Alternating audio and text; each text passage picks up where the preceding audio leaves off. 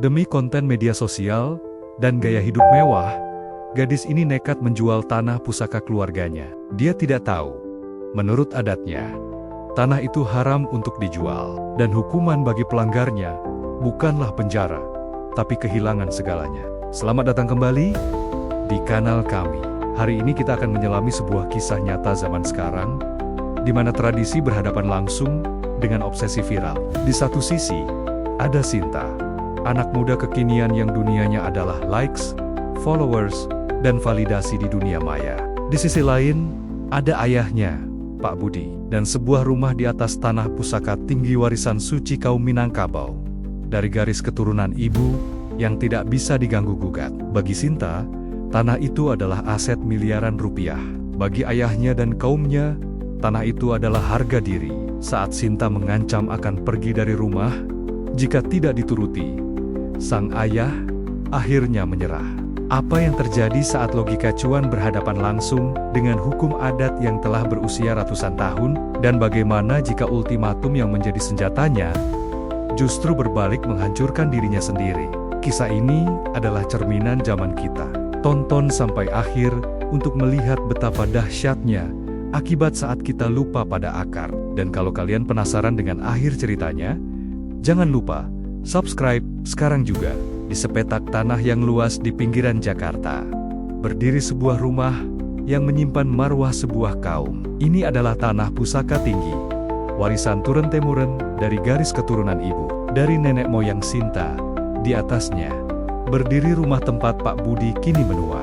Sebuah rumah yang menjadi miliknya untuk ditinggali, namun bukan untuk dimiliki. Ia adalah seorang sumando, penjaga amanah dari almarhumah istrinya.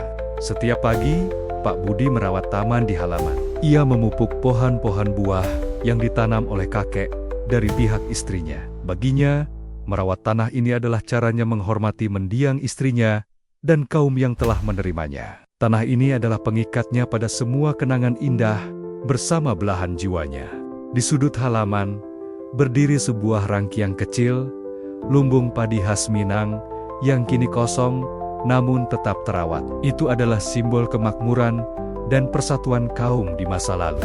Pak Budi sering duduk di teras, memandangi rangkiang itu, sambil membayangkan cerita-cerita yang pernah didengarnya dari mertuanya. Ia merasa menjadi bagian dari sejarah yang agung.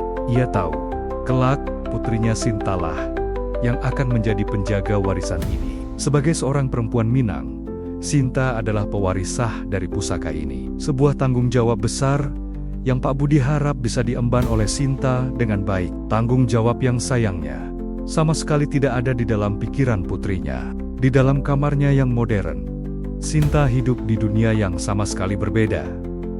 Ia tidak peduli pada rangkiang atau sejarah. Dunianya adalah layar ponsel, tempat ia membanding-bandingkan hidupnya dengan para selebgram. Ia melihat foto-foto liburan mewah, apartemen modern, dan barang-barang bermerek dengan rasa iri yang membakar. Ia merasa terpenjara oleh adat dan tradisi yang menurutnya kuno. Baginya tanah pusaka yang luas ini bukanlah sebuah kehormatan, melainkan aset miliaran rupiah yang tertidur. Aset yang bisa membebaskannya dari kehidupannya yang membosankan dan melambungkannya ke status sosial yang ia impikan. Ia menghabiskan uang kiriman ayahnya untuk membeli pakaian-pakaian mahal demi konten media sosial. Ia berpose di setiap sudut rumah yang menurutnya estetik, namun selalu mengeluh tentang dinding yang kusam atau perabot yang tua. Ia membenci semua yang berbau tradisi di rumah itu. Ia sering berdebat dengan ayahnya tentang hal-hal kecil. Ia menganggap nasihat ayahnya tentang pentingnya menjaga nama baik keluarga sebagai omong kosong. Yang penting sekarang itu viral, Pak, bukan nama baik. Begitu katanya suatu kali. Pak Budi hanya bisa mengelus dada, sedih melihat nilai-nilai putrinya yang telah bergeser. Siang itu, Pak Budi mencoba mengajak Sinta berbicara. Ia baru saja membersihkan ukiran kayu di depan rumah, sebuah ukiran khas Minang. Sinta, lihat, ini ukiran itik pulang petang, katanya, mencoba berbagi sedikit sejarah. Ini simbol persatuan kaum kita, nak. Sinta, yang sedang sibuk mengambil video unboxing paket, hanya melirik sekilas. Apaan sih, Pak? Kayak gitu kok dipikirin? Jawabnya acuh tak acuh. Mending juga, Bapak pikirin cara renovasi rumah ini, biar kelihatan modern. Jawaban itu terasa seperti tamparan bagi Pak Budi. Pak Budi mencoba menjelaskan lagi. Ini bukan cuma rumah, Sinta.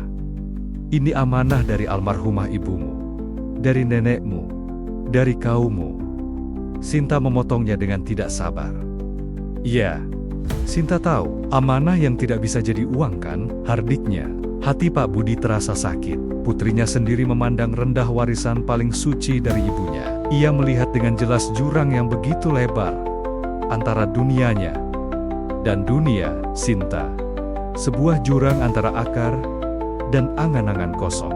Malamnya, Sinta melihat unggahan salah satu selebgram panutannya. Selebgram itu baru saja membeli sebuah apartemen mewah di pusat Jakarta. Ia memamerkan setiap sudut apartemennya.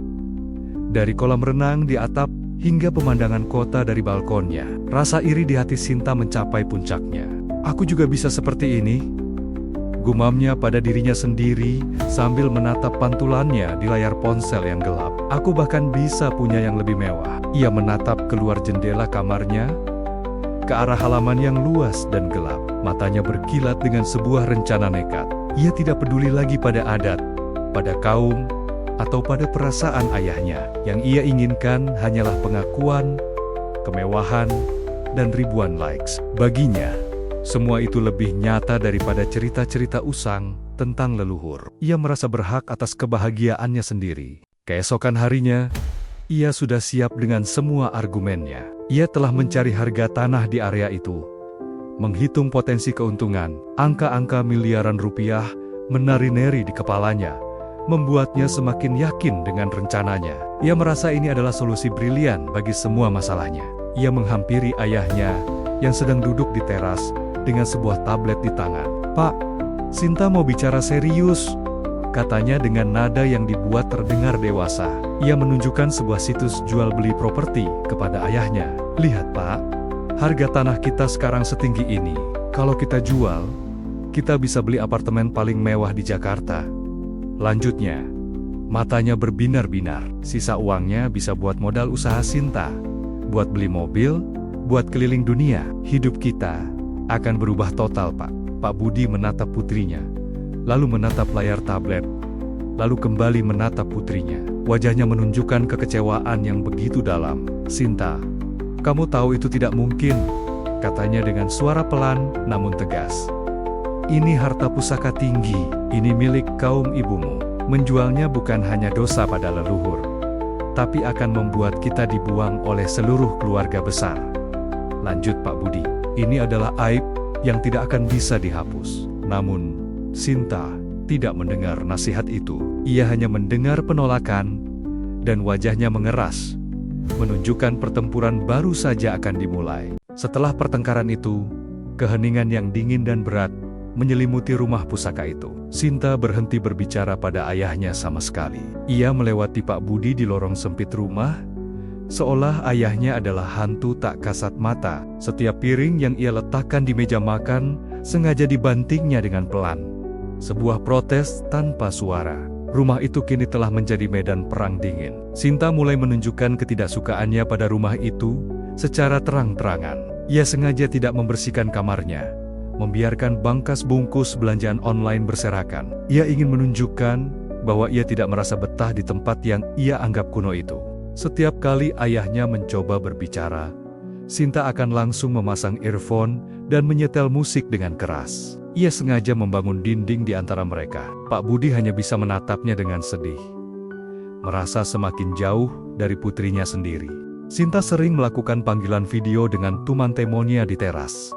Dengan suara yang sengaja ia keraskan, ia akan mengeluh tentang ayahnya yang kolot dan tidak mau maju. Ia mengeluh tentang rumah mereka yang seperti museum. Ia tahu ayahnya bisa mendengar setiap kata dari ruang tengah. Tidak puas hanya dengan protes diam-diam, Sinta membawa perangnya ke dunia maya. Ia mulai mengunggah foto-foto sudut rumah yang tampak paling tua dan usang. Ia menulis keterangan foto yang ambigu dan penuh drama, seperti tersesat di masa lalu, atau kadang, keluarga adalah penjara terbesarmu. Unggahan-unggahannya mendapatkan banyak simpati dari teman-temannya yang tidak tahu cerita sebenarnya. Komentar seperti "sabar ya, Beb," atau "kamu pantas dapat yang lebih baik," semakin memvalidasi perasaannya. Ia merasa benar, dan ayahnya salah. Puncaknya, ia membuat sebuah polling di media sosialnya. Sebuah pertanyaan yang menjebak, pilih mana? Mempertahankan aset tua demi kenangan, atau menjualnya demi masa depan yang lebih cerah? Ribuan pengikutnya, tentu saja, memilih masa depan cerah. Ia menunjukkan hasil polling itu pada ayahnya, dengan senyum kemenangan. Pak Budi menatap layar ponsel itu, dengan tatapan nanar. Dunia digital yang asing baginya, kini telah menjadi senjata putrinya, untuk melawannya. Ia tidak tahu bagaimana cara menjelaskan, bahwa aset tua itu adalah marwah dan harga diri. Baginya, Sinta sedang menukar akar dengan ranting yang rapuh. Mengetahui ayahnya tidak akan luluh, Sinta mengambil langkah yang lebih nekat. Sebuah langkah yang melanggar batas kehormatan keluarga. Tanpa sepengetahuan ayahnya, ia menghubungi seorang broker properti yang licik. Ia mengundangnya datang ke rumah, dengan dalih sebagai teman kuliah. Pria asing itu datang dengan pakaian necis, matanya yang serakah, langsung mengukur setiap jengkal tanah. Ia berjalan mengelilingi halaman, berbicara dengan suara keras tentang potensi keuntungan miliaran rupiah. Ia sengaja melakukannya di depan Pak Budi. Atas suruhan Sinta, Pak Budi hanya bisa duduk diam di kursi rotannya di teras. Tangannya terkepal erat di bawah meja, menahan amarah dan rasa malu yang luar biasa. Orang asing kini datang untuk menawar harga diri dari pusaka istrinya, dan putrinya sendiri yang mengundangnya. Setelah broker itu pergi, Pak Budi mencoba mendekati Sinta sekali lagi. Ia masuk ke kamar Sinta, yang sedang sibuk memotret baju baru. Pak Budi tidak marah. Ia hanya menunjukkan sebuah album foto tua yang sudah usang. "Lihat nak," katanya sambil membuka halaman. "Ini foto almarhumah ibumu, waktu masih gadis.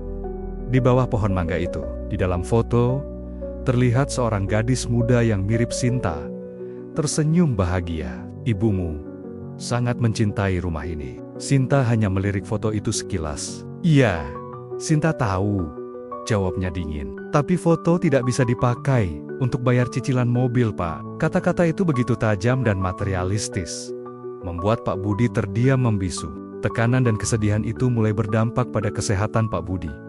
Wajahnya tampak semakin pucat dan lelah setiap hari. Para tetangga yang melihatnya mulai berbisik-bisik, merasakan ada yang tidak beres di dalam rumah pusaka itu. Keharmonisan yang dulu ada, telah retak. Sinta melihat kondisi ayahnya, tapi ia tidak merasa iba.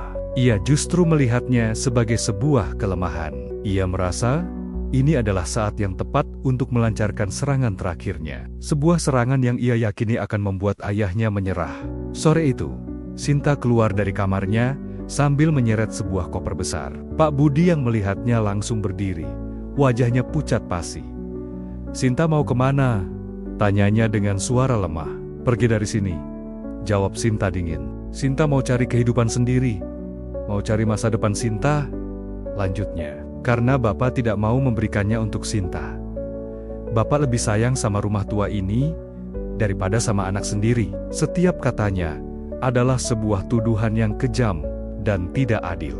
Ia berhenti di ambang pintu depan, lalu menoleh ke arah ayahnya yang tampak hancur. "Sinta akan kasih Bapak pilihan," katanya dengan nada suara yang dingin dan penuh perhitungan. "Pikirkan baik-baik, Pak. Persetujuan Bapak untuk mulai bicara dengan Mama dan menjual tanah ini, atau Sinta pergi sekarang juga dan tidak akan pernah kembali lagi." Ia tidak meminta, ia memberikan sebuah ultimatum. Pak Budi terduduk lemas di kursinya, dihadapkan pada pilihan paling menyakitkan dalam hidupnya. Pak Budi tidak tidur semalaman, duduk di kursi rotan yang sama di teras yang gelap. Wajahnya tampak 10 tahun lebih tua, dikalahkan oleh ancaman putrinya sendiri. Saat Sinta keluar dari kamar di pagi hari, ia menatap ayahnya dengan tatapan dingin yang menagih janji. Dengan suara yang nyaris tak terdengar, Pak Budi akhirnya menyerah. "Baiklah Sinta," bisiknya. Matanya menatap kosong ke arah kebun. "Bapak akan bicara dengan mamamu." Sebuah senyum kemenangan yang kejam tersungging di bibir Sinta. Ia segera masuk kembali ke kamarnya, dan membongkar kopernya dengan riang. Ia telah memenangkan pertempuran itu. Pak Budi menatap foto almarhumah istrinya yang tergantung di dinding ruang tengah. Wajah istrinya di foto itu tersenyum, seolah tidak tahu pengkhianatan yang akan dilakukan suaminya. Pak Budi memejamkan mata, menahan rasa sakit di dadanya. Ia akan mengingkari janjinya pada sang istri untuk menjaga pusaka keluarganya. Ia tahu ini adalah sebuah kesalahan besar. Menjual harta pusaka tinggi adalah aib yang tak terhingga bagi orang Minang. Tapi bayangan Sinta yang pergi meninggalkannya sendirian di masa tua terasa lebih menakutkan. Di antara dua pilihan yang menyakitkan, ia memilih yang ia anggap lebih ringan. Dengan tangan yang terasa seberat batu, ia mengambil ponselnya. Ia mencari sebuah nama di kontaknya, Mamak Hasan. Dia adalah saudara laki-laki tertua dari almarhumah istrinya, pemimpin kaum mereka yang tinggal di Bukit Tinggi. Panggilan telepon ini adalah panggilan paling memalukan dalam hidupnya. Saat telepon tersambung, Pak Budi berbicara dengan suara pelan dan penuh hormat yang dipaksakan. Ia mencoba menjelaskan niat Sinta dengan bahasa yang paling halus. Ia menceritakan tentang keinginan putrinya untuk membangun masa depan. Ia tidak menceritakan tentang ultimatum atau ancamannya. Terdengar keheningan yang lama dari seberang telepon. Pak Budi bisa merasakan kemarahan yang tertahan dari diamnya sang mama. Ia mencoba membela Sinta, mengatakan bahwa zaman sudah berubah. Setiap kata yang ia ucapkan terasa seperti ia sedang menjual harga dirinya sendiri. Panggilan itu berakhir dengan cepat. Mama Hasan hanya berkata, "Kami akan ke sana." Tidak ada persetujuan, tidak ada penolakan, hanya sebuah pernyataan dingin yang penuh ancaman. Pak Budi terduduk lemas. Ia tahu, badai besar akan segera datang. 2 hari kemudian, sebuah mobil minibus dari Travel Enter Provinsi berhenti tepat di depan gerbang rumah. Dari dalamnya, keluar 3 orang pria tua berwajah keras dan tegas, mengenakan kemeja dan peci. Salah satunya adalah Mama Hasan, yang tatapannya setajam elang. Para tetangga yang melihat kedatangan mereka langsung berbisik-bisik. Mereka tidak datang sebagai tamu yang ingin bersilaturahmi. Mereka datang sebagai majelis adat yang datang untuk bersidang. Wajah mereka tidak menunjukkan keramahan sama sekali. Mereka masuk ke dalam rumah tanpa menunggu dipersilakan dan langsung duduk di teras. Sinta, yang awalnya merasa percaya diri, mulai merasa gentar melihat kedatangan paman-pamannya. Ia mencoba menyapa dengan senyum manis, tapi sapaannya hanya dibalas dengan tatapan dingin. Pak Budi hanya bisa menyajikan teh dalam diam. Tidak berani ikut campur. Rapat adat yang tidak resmi, itu pun dimulai. Mama Hasan berbicara dengan suara yang berat dan berwibawa, langsung pada intinya. Ia berbicara tentang sejarah tanah itu, tentang sumpah para leluhur. Ia mengingatkan Sinta akan posisinya sebagai seorang perempuan Minang, sebagai calon penjaga pusaka. "Kau tahu apa arti tanah ini, Sinta?" tanya Mama Hasan. Sinta mencoba menjawab dengan argumen modernnya, tentang harga tanah yang tinggi, tentang peluang bisnis, tentang masa depan. Ia bahkan menunjukkan unggahan media sosialnya sebagai bukti bahwa banyak orang mendukungnya. Para tetua itu hanya menatapnya dengan pandangan iba. Argumen Sinta tentang uang dan likes terdengar begitu dangkal dan tidak sopan di hadapan mereka. Ia sedang mencoba menukar sejarah ratusan tahun dengan kepuasan sesaat. Mama Hasan lalu beralih menatap Pak Budi. "Dan kau, Budi," katanya. Nadanya berubah menjadi sangat kecewa. "Kau adalah sumando di rumah ini. Tugasmu adalah membimbing anak ini di jalan yang benar. Tapi kau malah membiarkannya menjual kehormatan kaum istrinya." Pak Budi hanya bisa menunduk, tidak sanggup menjawab. Ia telah gagal total sebagai seorang ayah dan sebagai seorang suami. Ia membiarkan Enggo-Nenggen Kosong putrinya meracuni pikiran mereka berdua. Melihat Sinta yang tetap keras kepala dan Pak Budi yang pasrah, Mama Hasan berdiri. Keputusannya sudah bulat dan tidak bisa diganggu-gugat. Ia tidak akan pernah menyetujui penjualan tanah ini. Namun, hukumannya tidak berhenti di situ. "Karena kalian berdua telah berniat untuk menjual pusaka ini," kata Mama Hasan dengan suara menggelegar. "Kalian telah menunjukkan bahwa kalian tidak lagi pantas menjadi penjaganya." Sinta dan Pak Budi menatapnya dengan tidak percaya. "Tanah dan rumah ini akan kembali ke dalam pengawasan penuh kaum," lanjutnya. Dan kalian berdua, katanya sambil menunjuk Sinta dan Pak Budi bergantian, tidak lagi punya hak untuk tinggal 1 hari pun di atasnya. Angkat kaki kalian dari sini. Ultimatum Sinta telah berbalik menjadi bumerang yang menghancurkan. Niatnya untuk menjual rumah demi apartemen mewah, justru membuatnya kehilangan satu-satunya tempat tinggal yang ia miliki. Pak Budi menatap Sinta dengan nanar, sementara Sinta berdiri mematung. Wajahnya pucat pasi karena syok. Tidak ada waktu untuk berdebat atau memohon. Yang ada hanya rasa malu yang membakar. Sinta dan Pak Budi memasukkan pakaian dan barang-barang pribadi mereka ke dalam kardis-kardis bekas mie instan. Setiap barang yang mereka ambil terasa seperti mencuri dari rumah mereka sendiri. Para tetua dari kaum ibu hanya mengawasi dalam diam. Tatapan mereka adalah penghakiman yang paling berat. Para tetangga di kampung itu hanya bisa menonton dari kejauhan. Ada yang menatap Sinta dengan cemooh, ada yang menatap Pak Budi dengan iba. Mereka menyaksikan bagaimana satu keluarga yang tadinya dihormati, kini harus pergi terhina dari tanah leluhur mereka sendiri. Ini adalah sebuah pengusiran adat, lebih memalukan dari penyitaan manapun. Sinta menyeret kopernya, sementara Pak Budi memanggul sebuah kardus besar. Mereka berjalan kaki meninggalkan rumah itu. Sinta tidak berani mengangkat wajahnya.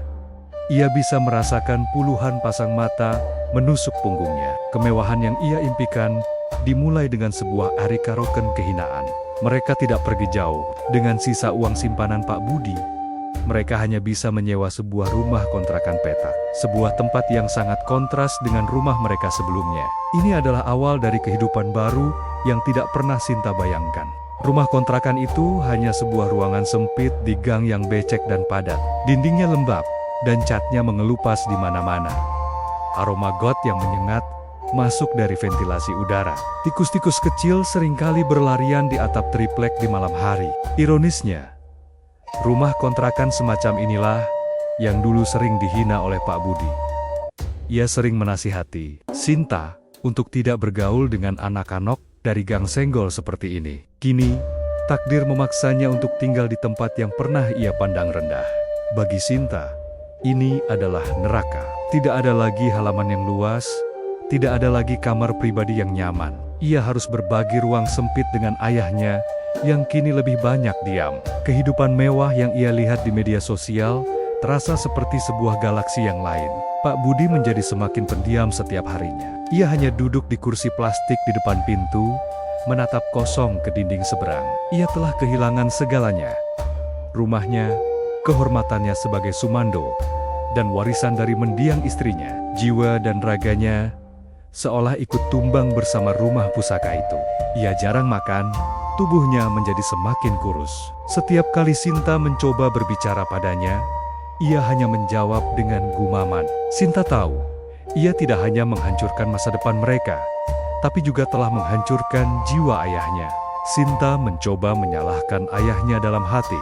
Ia merasa ayahnya terlalu lemah, terlalu mudah menyerah pada para tetua adat. Tapi jauh di lubuk hatinya, ia tahu, ini semua adalah salahnya. Dialah yang memulai api, yang membakar habis kehidupan mereka. Meskipun hidup dalam kesulitan, Sinta masih mencoba mempertahankan fasadnya di media sosial. Ia akan pergi ke sebuah kafe mahal di mall terdekat. Hanya dengan sisa uang terakhirnya, ia memesan secangkir kopi paling murah, hanya untuk bisa berfoto di sana. Ia tersenyum ke arah kamera, memalsukan kebahagiaan yang sama sekali tidak ia rasakan. Ia mengunggah foto itu dengan keterangan menikmati hidup dan bekerja keras untuk masa depan. Dusta itu terasa pahit di mulutnya, sama pahitnya dengan kopi murah yang ia minum. Ia merindukan kamarnya yang nyaman. Ia merindukan kebun ayahnya. Ia bahkan merindukan omelan ayahnya yang dulu. Ia mulai menyadari bahwa kehidupan yang ia lihat di layar ponsel adalah sebuah ilusi yang indah, namun beracun. Kenyataan yang sesungguhnya adalah saat ia pulang ke rumah kontrakan yang pengap, ia melihat ayahnya yang turbitek-bituk di sudut ruangan. Batuknya terdengar semakin parah setiap hari. Pak Budi menolak saat Sinta mengajaknya ke puskesmas. Ia bilang tidak punya uang. Malam itu, batuk Pak Budi tidak berhenti. Napasnya terdengar sesak. Sinta panik. Ia menggeledah dompetnya, mengumpulkan semua sisa uang yang ia miliki. hanya cukup untuk membeli obat batuk sirup di warung 24 jam di ujung jalan. Ia berlari keluar, menyusuri gang yang gelap dan bau. Hujan gerimis mulai turun, membuat gang itu semakin becek. Ia merasa begitu kecil dan tidak berdaya. Inilah kehidupan kota yang sesungguhnya. Kehidupan yang tidak pernah ditampilkan oleh para selebgram. Saat membeli obat, ia melihat sekelompok anak muda seusianya sedang tertawa-tawa di depan warung. Mereka memamerkan ponsel terbaru mereka satu sama lain. Mereka adalah gambaran dari kehidupan yang Sinta inginkan. Kehidupan yang kini terasa begitu jauh.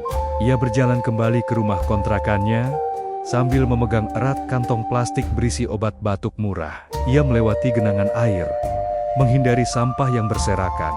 Langit malam Jakarta yang mendung, terasa seperti ikut menangisi nasibnya. Ia berhenti sejenak, di tengah gang yang remang-remang. Ia menatap botol obat di tangannya, lalu teringat pada Enggo Nongganya tentang apartemen mewah. Sebuah ironi yang begitu menyakitkan, ia telah menukar istana dengan penjara sempit ini. Dan di sanalah, di tengah gang becek itu, di bawah cahaya lampu jalan yang redup, Sinta akhirnya menangis. Bukan tangisan amarah atau frustrasi seperti biasanya. Ini adalah tangisan pertama dari penyesalan yang sesungguhnya. Sebuah isakan sunyi dari seorang anak yang telah kehilangan segalanya. Tangisan penyesalan Sinta di gang becek malam itu adalah sebuah titik balik. Keesokan harinya, ia mengumpulkan semua harta kebanggaannya yang tersisa di dalam kamar sempit itu. Baju-baju modis, tas desainer palsu, sepatu hak tinggi, bahkan ponsel pintarnya yang menjadi jendela menuju dunia impiannya. Ia menjual semuanya di pasar loak dengan harga yang sangat murah. Uang hasil penjualan Enggo Nongganya itu ia gunakan bukan untuk dirinya sendiri. Ia membeli obat-obatan yang lebih baik untuk ayahnya. Ia membeli makanan bergizi, mencoba memasak bubur hangat setiap hari. Untuk pertama kalinya, ia mengorbankan citranya demi kebutuhan nyata orang lain. Ia merawat Pak Budi dengan penuh kesabaran. Ia membersihkan kamar mereka yang sempit, menyuapi ayahnya, dan memijat kakinya. Setiap perbuatannya adalah sebuah permintaan maaf tanpa kata. Pak Budi hanya menerima semuanya dalam diam. Matanya yang kosong menunjukkan jiwa yang telah patah. Namun, kondisi Pak Budi tidak membaik. Fisiknya mungkin sedikit lebih kuat, tapi jiwanya tetap rapuh. Ia sering melamun berjam-jam, menatap keluar jendela seolah mencari halamannya yang luas. Ia kehilangan semangat hidupnya saat akarnya dicabut dari tanah pusaka itu. Seorang dokter dari puskesmas keliling yang memeriksa Pak Budi hanya bisa menggelengkan kepala. "Penyakit Bapak ini bukan di badan, Non," katanya pada Sinta dengan tatapan iba. "Penyakitnya ada di pikiran, di hatinya yang hancur. Obat biasa tidak akan bisa menyembuhkannya." Sinta mengerti. Ia sadar bahwa luka yang telah ia sebabkan pada ayahnya tidak bisa disembuhkan dengan obat atau bubur. Ia telah merenggut kehormatan dan harga diri ayahnya, dan kini ia harus menelan kenyataan pahit bahwa mungkin sudah terlambat untuk memperbaikinya. Dalam keputusasaannya, Sinta tahu hanya ada satu hal lagi yang harus ia lakukan. Ia harus menghadapi aibnya secara langsung. Malam itu, dengan sisa uang terakhirnya, ia membeli sebuah buku tulis dan pulpen. Ia mulai menulis sebuah surat. Surat itu ia tujukan bukan untuk ayahnya, melainkan untuk Mamak Hasan, kepala kaum ibunya. Ia menulis sepanjang malam. Air matanya membasahi setiap lembarnya. Itu bukanlah surat permintaan atau pembelaan diri, melainkan sebuah surat pengakuan dosa yang tulus. Ia mengakui keserakahannya, kebodohannya, dan rasa malunya yang tak terhingga. Ia tidak meminta tanah itu kembali. Ia hanya meminta maaf karena telah mencoreng nama baik kaumnya dan telah menghancurkan seorang pria baik yang menjadi ayah sekaligus penjaga amanah. Seminggu kemudian, sebuah ketukan terdengar di pintu rumah kontrakan mereka. Saat Sinta membukanya, ia melihat Mamak Hasan berdiri di sana sendirian. Wajahnya tidak lagi segarang dulu. Kini tampak lebih tua dan lelah. Sinta langsung bersimpuh dan mencium tangannya. Mamak Hasan masuk dan duduk di kursi plastik yang reot. Ia melihat kondisi Pak Budi yang terbaring lemah. Ia melihat keadaan kontrakan yang begitu menyedihkan. Kemarahan di wajahnya luluh. digantikan oleh rasa iba yang dalam. "Suratmu sudah Mama terima," katanya pelan pada Sinta. Adat menghukum perbuatan, tapi tidak membuang darah daging. Ia tidak bisa mengembalikan tanah pusaka itu, karena keputusan kaum bersifat mutlak. Namun, ia datang membawa sebuah jaring pengaman. Sebagai kepala kaum, ia memberikan Sinta sejumlah uang dari kas keluarga, cukup untuk biaya hidup dan pengobatan Pak Budi selama beberapa bulan. "Gunakan ini dengan bijak," pesannya. Itu adalah sebuah tindakan pengampunan yang tak terduga dari keluarga yang pernah Sinta khianati. Beberapa tahun berlalu, Sinta tidak lagi menyentuh uang dari kaumnya. Ia mulai bekerja sebagai buruh di sebuah pabrik garmen. Ia merawat ayahnya hingga akhir hayatnya. Pak Budi meninggal dengan tenang dalam tidurnya. Di dalam kamar kontrakan yang sempit itu, Sinta menguburkan ayahnya di pemakaman umum, jauh dari tanah leluhur istrinya. Kini ia benar-benar hidup sebatang kara. Ia tidak kembali ke kampung ibunya. Rasa malunya terlalu besar. Ia tetap tinggal di rumah kontrakan kecil itu. Penampilannya telah berubah total. Tidak ada lagi riasan wajah atau baju modis. Rambutnya yang diwarnai telah ia potong pendek. Wajahnya kini tampak lebih dewasa, dengan guratan lelah, namun juga ketenangan. Ia tidak lagi memiliki media sosial. Satu-satunya hiburannya adalah membaca buku bekas yang ia sewa. Ia menemukan kebahagiaan dalam hal-hal kecil, secangkir teh hangat di pagi hari, obrolan singkat dengan ibu pemilik warung. Ia telah belajar untuk hidup dalam kenyataan. Suatu sore, saat membersihkan barang-barang lama ayahnya, ia menemukan sebuah foto. Foto dirinya saat masih kecil, tertawa riang di atas bahu ayahnya, di halaman rumah pusaka mereka. Ia memandangi foto itu lama. Sebuah senyum tipis dan sedih terukir di bibirnya. Ia kini hidup sebatang kara di rumah kontrakan sempit itu. Rumah yang dulu menjadi simbol kegagalan dan kemiskinan di mata ayahnya, kini menjadi tempatnya menemukan kedamaian. Ia telah membayar lunas semua kesombongannya. Ia mendapatkan apa yang ia inginkan, hidup mandiri di kota, namun dengan cara yang paling ironis dan menyakitkan. Ia bebas dari adat, tapi juga terputus dari akarnya. Itulah warisan sesungguhnya dari angan-angannya. Sebuah kebebasan yang sunyi.